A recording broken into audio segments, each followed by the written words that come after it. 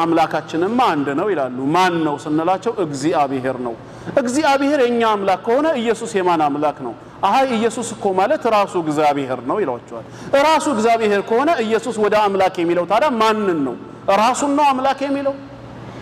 ኖ አብና ወልድ አንድ ናቸው ይሉሃል ናቸው እነማን ናቸው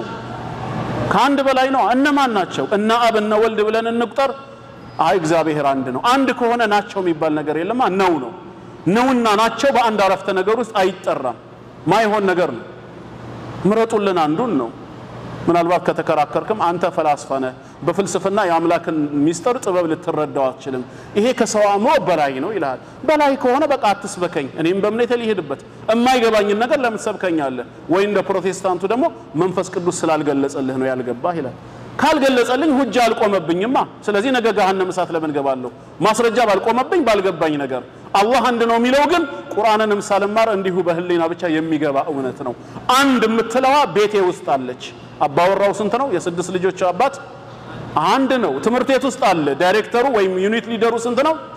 አንድ ነው መስጂድ ውስጥ አለ ኢማሙ አንድ ነው ፍርድ ቤት አለ ውሳኔ ሰጪ ዳኛ አንድ ነው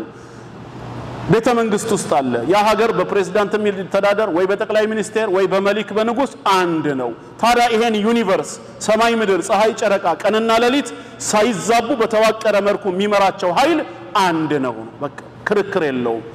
ተመልሼ ግን ያን አንድ ሶስት ብዬ ለመቀበል ግን እንዴት ምን አርጌ ልቀበል አንድን